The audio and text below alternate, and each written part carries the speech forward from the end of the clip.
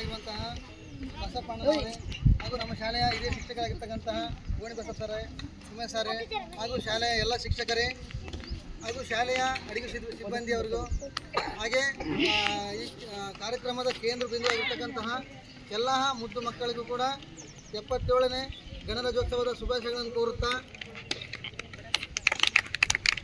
ಈಗನೇ ನೋಡ್ರಿ ನಾವು ಪ್ರತಿ ವರ್ಷ ಆಚರಣೆ ಮಾಡಿ ಹೌದಾ, ಪ್ರತಿ ವರ್ಷ ಜಾಂಡ್ ಅಂತ್ರಿ ನೀವು ಅಸಲು ಅದ್ರ ಬಗ್ಗೆ ಹಿನ್ನೆಲೆ ತಗೊಳ್ಳಂಗಿಲ್ಲ.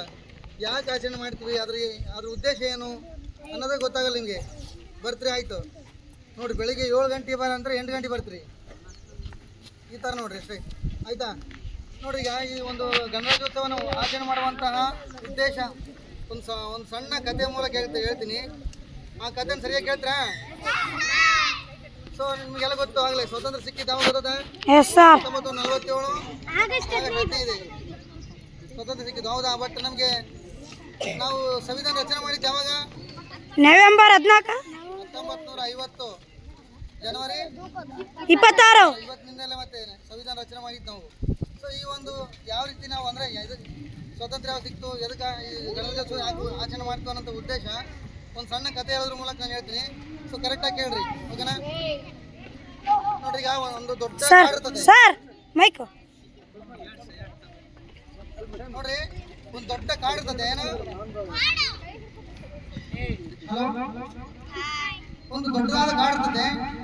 ಆ ಕಾಡಲ್ಲಿ ಮರಗಳು, ಗಿಡಗಳಲ್ಲಿ ಆಮೇಲೆ ಪ್ರಾಣಿ ಪಕ್ಷಿಗಳು ಸೊ ಆರಾಮಾಗಿ ಖುಷಿಯಿಂದ ಸೊ ನೆಮ್ಮದಿರ್ತವೆ ಒಂದು ಕಾಡಲ್ಲಿ. ಹೌದಾ? ಆ ಒಂದು ಕಾಡಲ್ಲಿ ಒಂದು ಗಿಡ ಇರ್ತದೆ, ಒಂದು ಮರ ಅನ್ಕಾಡು, ಗಿಡ ಅಲ್ಲ, ಒಂದು ಮರ. ಆ ಮರ ತುಂಬಾ ವಿಶೇಷವಾಗಿರ್ತದೆ, ಅಂದ್ರೆ ನೋಡುವ ಕಣ್ಣಿಗೆ ಒಂಥರ ಆಕರ್ಷಣ ಕಾಣ್ತದೆ ಮರ. ಯಾಕೆ ಕಾಣ್ತದಂದ್ರೆ ಆ ಮರದ ತುಂಬಾ ಹಣ್ಣು ಇರ್ತವೆ. ಏನಿರ್ತವೆ? ಆ ಮರದ ತುಂಬಾ ಹಣ್ಣು ಇರ್ತವೆ, ಮತ್ತೆ ಮರದ ತುಂಬಾ ಸುಂದರವಾಗಿರ್ತಕ್ಕಂಥ ಹೂವುಗಳು ಇರ್ತವೆ. ಏನು? ಹಾಗಾಗಿ ಆ ಕಾಡಲ್ಲಿ ಆ ಒಂದು ಮರ ಹೆಂಗ್ ಕಾಣಿಸುತ್ತೆ, ತುಂಬಾ ಸುಂದರವಾಗಿ ಕಾಣಿಸುತ್ತೆ. ಆಮೇಲೆ ಹಾಗಾಗಿ ಏನ್ ಮಾಡ್ತವೆ, ಕೆಲವು ಪಕ್ಷಿಗಳು ಏನ್ ಮಾಡ್ತವೆ, ಪಕ್ಷಿಗಳು ನೆಲದ ಮೇಲೆ ವಾಸ ಮಾಡ್ತಾವ, ಮರದ ಮೇಲೆ ವಾಸ ಮಾಡ್ತಾವ. ಏನ್ ಮಾಡ್ತವೆ, ಎಷ್ಟೋ ಪಕ್ಷಿಗಳು ಏನ್ ಮಾಡ್ತವೆ, ಆ ಮರದ ಮೇಲೆ ತಮ್ಮ ಜೀವನವನ್ನ ವಾಸ ಮಾಡ್ತಾ ಇರ್ತವೆ. ಸೊ ಓಕೆನಾ? ಯಾಕೆ ವಾಸ ಮಾಡ್ತಾ ಗೊತ್ತಾಯ್ತಾ? ಅಲ್ಲಿ ಹಣ್ಣು ಇದ್ದವಾಗ ಬೇರೆ ಗಿಡಕ್ಕಿಂತ ಅಲ್ಲಿ ಹಣ್ಣು ಜಾಸ್ತಿ, ಆ ಹೂಗಳು ಜಾಸ್ತಿ ಇತ್ತು. ಹಂಗಾಗಿ ಎಲ್ಲ ಪಕ್ಷಿಗಳು ಏನ್ ಮಾಡ್ತವೆ, ದೊಡ್ಡದಾದಂತ ಮರದಲ್ಲಿ ವಾಸ ಮಾಡಕ್ಕೆ ನೆಮ್ಮದಿಯಿಂದ ವಾಸ ಮಾಡ್ತಾ ಇರ್ತವೆ. ಓಕೆನಾ? ಸೊ ಹೀಗೆ ವಾಸ ಮಾಡ್ತಾ ಇರ್ಬೇಕಾದ್ರೆ ಆ ಕಾಡಿಗೆ ಯಾರು ಬರ್ತಾರೆ?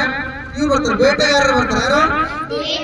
ಬೇಟೆಗಾರರು ಗೊತ್ತಲ್ಲ, ಪ್ರಾಣಿನ ಸಾಯಿಸಾಗ್ಲಿ ಪಕ್ಷಿ ಸಾಯಿಸಾಗ್ಲಿ ಮಾಡ್ತಾರಲ್ಲ, ಬೇಟೆಯಾಡಕ್ ಬರ್ತಾರಲ್ಲ ಬೇಟೆಗಾರರು. ತಮ್ಮ ಜೀವನನ ಅಂದ್ರೆ ಹೊಟ್ಟೆ ನೀಗಿಸ್ಕೋಸ್ಕರ ಏನ್ ಮಾಡ್ತಾರೆ, ಬೇಟೆಯಾಡಕ್ ಬಂದಿರ್ತಾರೆ. ಅವ್ರು ಏನ್ ಮಾಡ್ತಾರೆ, ಆ ಒಂದು ಅವ್ರ ಮನೆ ಬಿತ್ತು ಆ ಗಿಡದ ಮೇಲೆ ಆ ದೊಡ್ಡ ಮರ ಇರ್ತದಲ್ಲ, ಆ ಮರದ ಮೇಲೆ ಅವ್ರ ಕಣ್ಣು ಹೋಯ್ತು. ಹೌದಾ?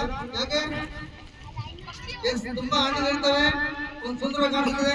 ಎಲ್ಲ ಗಿಡ ಏನ್ ಮಾಡ್ಬೇಕು, ಅವರು ಬೇಟೆಗಾರ ಏನ್ ಮಾಡ್ತಾರೆ, ಆ ಗಿಡ ಆಶೀರ್ವದಿಸ್ಕೊಳ್ಬೇಕಂತ ಅವ್ರ ಒಂದು ಮನಸ್ಸಲ್ಲಿ ಬಂದ್ಬಿಡ್ತದೆ ಬೇಟೆಗಾರ.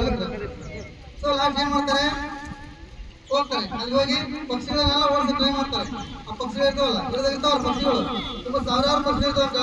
ಆ ಪಕ್ಷಿಗಳನ್ನೆಲ್ಲ ಓಡಿಸಕ್ಕೆ ಅಂದ್ರೆ ಚದರಿಸಕ್ಕೆ ಸಿದ್ಧತೆ ಮಾಡ್ತಾರೆ. ಬಟ್ ಆ ಪಕ್ಷಿಗಳು ಹೋಗೋದಿಲ್ಲ. ಇವ್ರು ಬೇಟೆಗಾರರು ಬಂದ ತಕ್ಷಣ ಅದಿಸಿರ ಬೆದರಿಕೆ ಹಾಕಿರ ಏನ್ ಮಾಡಿದ್ರು ಹೋಗೋದಿಲ್ಲ ಪಕ್ಷಿಗಳು. ಕರೆಕ್ಟಾ? ಯಾಕೆ ಹೋಗಲ್ಲ? ಅಲ್ಲಿ ಜೀವನ ಆರಾಮ ಐತೆ, ನೆಮ್ಮದಿಯಿಂದ ಜೀವನ ಮಾಡ್ತಾರೆ. ಹಣ್ಣು ಐತೆ, ತಿನ್ನಕ್ಕೆ ಆಹಾರ ಐತೆ, ಆರಾಮ್ ನೆರಳು ಐತೆ, ವಾಸ ಮಾಡಕ್ಕೆ ಮರ ಐತೆ. ಹೌದಾ? ಹಂಗಾಗಿ ಎಷ್ಟು ಕಷ್ಟಪಟ್ಟರು ಆ ಬೇಟೆಗಾರ ನೋಡ್ತಾರೆ, ಅವ್ರನ್ನೆಲ್ಲ ಆ ಪಕ್ಷಿಗಳನ್ನೆಲ್ಲ ಓಡಿಸ್ಬೇಕು, ಹಣ್ಣುಗಳನ್ನ ಆತಾಡ್ಬೇಕು, ಮರನ್ನೆಲ್ಲ ನಾವು ವಶಪಡಿಸ್ಕೋಬೇಕಂತ ಬೇಟೆಗಾರ ಬಹಳ ಪ್ರಯತ್ನ ಮಾಡ್ತಾರೆ. ಬಟ್ ಏನ್ ಮಾಡ್ತಾರೆ, ಅವು ಪಕ್ಷಿಗಳು ಮಾತು ಕೇಳಲ್ಲ. ಸೊ ಲಾಸ್ಟ್ ಏನ್ ಮಾಡ್ತಾರೆ, ಬೇಟೆಗಾರ ಏನ್ ಮಾಡ್ತಾರೆ, ಒಂದು ಐಡಿಯಾ ಹುಡುಕ್ತಾರೆ, ಉಪಾಯ ಆಗ್ತಾರೆ.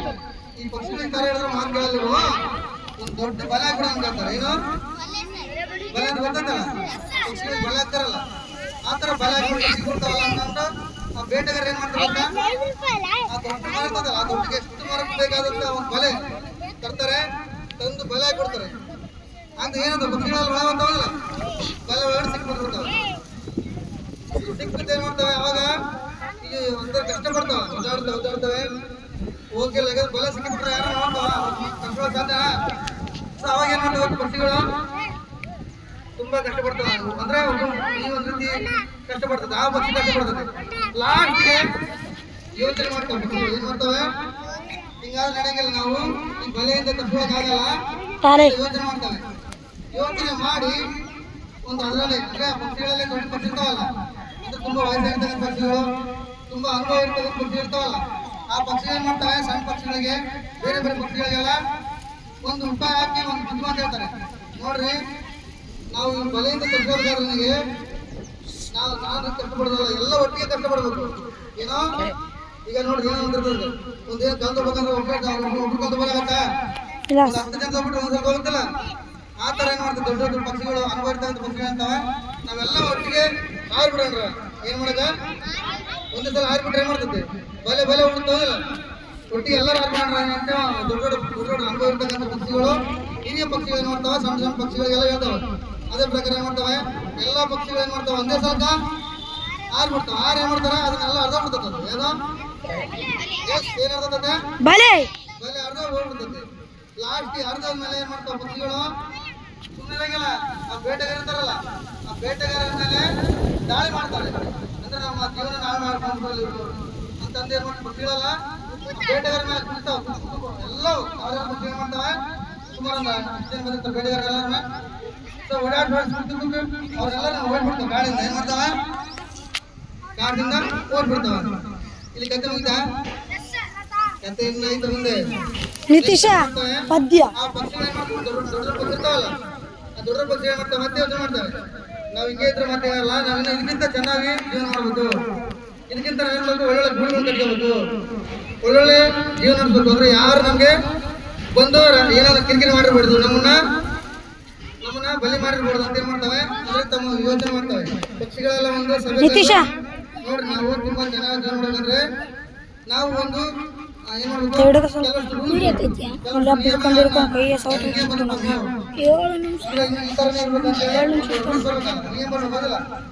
ಯಾರೇ ಬಂದ್ರು ನಾವೆಲ್ಲ ಒಗ್ಗಟ್ಟಿರ್ಬೇಕು ಅಂತೇಳಿ ಪಕ್ಷಿಗಳು ಮಾಡ್ತವೆ, ಒಂದು ಕೆಲವಷ್ಟು ಸಂದೇಹ ಕೊಡ್ತಾರೆ. ಲಾಸ್ಟ್ ಬಟ್ ಏನ್ ಮಾಡ್ತವೆ ಗೊತ್ತಾ, ಎಲ್ಲ ಪಕ್ಷಿಗಳು ಹೇಳ್ತಾರೆ, ಅಂದ್ರೆ ಯಾರನ್ನ ಬಂದು ನಮ್ಮನ್ನ ದಬ್ಬಾಳಿಕೆ ಮಾಡಂಗಿಲ್ಲ, ದಬ್ಬಾಳಿಕೆ ಮಾಡಿದ್ರೆ ಎಲ್ಲರೂ ಒಟ್ಟಿಗೆ ಹೋಗ್ಬೇಕು. ಆಮೇಲೆ ನಮ್ಮಲ್ಲಿ ಯಾರಿಗಾದ್ರೂ ಅನ್ಯಾಯ ಆದ್ರಿ, ನಮ್ಮಲ್ಲಿ ಯಾರಿಗಾದ್ರೂ ಶಿಕ್ಷೆ, ಯಾರನ್ನ ತಪ್ಪಾಡ್ರಿ ಅವ್ರಿಗೆ ಶಿಕ್ಷೆ ಕೊಡೋಕೆ ಹೋಗಿಲ್ಲ ಅಂತ ಅವಾಗ ಮಾಡ್ತ ಪಕ್ಷಿಗಳು. ನಾವೊಂದು ಏನ್ ಮಾಡ್ತೀವಿ ಗೊತ್ತಾ, ಒಂದು ಕೆಲವು ಮಾತು ಹೇಳ್ತಾರೆ, ಈ ತಪ್ಪು ಮಾಡಿದ್ರೆ ಈ ಶಿಕ್ಷೆ, ಯಾರನ್ನ ಬಂದ್ರೆ ಈ ತರ ನಾವು ರಕ್ಷಣೆ ಮಾಡ್ಕೋಬೇಕಂತೇಳಿ. ಅದು ದೊಡ್ಡ ದೊಡ್ಡ ಪಕ್ಷಿಗಳು ಏನ್ ಮಾಡ್ತವೆ, ಸಣ್ಣ ಪಕ್ಷಿಗಳಿಗೆ ಹೇಳ್ತವೆ ನಾವು ಹಿಂಗ್ ಇರ್ಬೇಕು ಅಂತ ಏನ್ ಮಾಡ್ತವೆ. ಲಾಸ್ಟ್ ಏನ್ ಮಾಡ್ತವೆ ಪಕ್ಷಿಗಳು ಏನ್ ಮಾಡ್ತವೆ ಗೊತ್ತಾ, ಆ ಮರ ಇರ್ತದೆ ದೊಡ್ಡದು, ಆ ಮರದ ಎಲೆಗಳು ತಾಂತವೆ. ಮರದ ಎಲೆಗಳಲ್ಲಿ ತಮ್ಮ ಕೊಕ್ಕಿರ್ತಾವ, ಕೊಕ್ಕೆ ಅಂತ ಗೊತ್ತಾಯ್ತಾ, ಬಾಯಿ ತುದಿ ಕೊಕ್ಕೆ ಮೂಲಕ ದೊಡ್ಡ ಹಿರಿಯ ಪಕ್ಷಿಗಳು ಇರ್ತಕ್ಕಂಥ ಮಾತುಗಳನ್ನೆಲ್ಲ ಪಟ್ಟಿ ಮಾಡ್ತವೆ. ಯಾವ್ದ್ರಲ್ಲಿ ಪಟ್ಟಿ ಮಾಡ್ತವೆ, ಎಲೆಗಳಲ್ಲಿ ತಮ್ಮ ಕೊಕ್ಕಿಂದ ಬರ್ಕಂತವೆ. ಹೌದು, ಏನ್ ಬರ್ಕಂತ ಗೊತ್ತಾಯ್ತಾ, ಅಂದ್ರೆ ಯಾವ ತಪ್ಪು ಮಾಡಿದ್ರೆ ಏನ್ ಶಿಕ್ಷೆ, ಏನಂತ ದಬ್ಬಾಳಿಕೆ ಮಾಡಿದ್ರೆ ಯಾವ ರೀತಿ ಶಿಕ್ಷೆ ಕೊಡ್ಬೇಕು, ಯಾರನ್ನ ನಮ್ಮನ್ನ ಬಂದು ಮಾಡಿದ್ರೆ ನಾವ್ ಯಾವ ರೀತಿ ಅವ್ರಿಗೆ ಹೊರಗಡೆ ಹೋಗ್ಬೇಕಂತೆಲ್ಲ ಆ ಒಂದು ಎಲೆಯಲ್ಲಿ ಬರ್ಕಂತ, ಓಕೆನಾ. ಎಲೆ ಬರ್ಕೊಂಡು ಲಾಸ್ಟ್ಗೆ ಒಂದು ಎಲೆ ಬುಕ್ ಮಾಡ್ಕೊಂತ, ಓಕೆನಾ. ಈ ತರ ಲಾಸ್ಟ್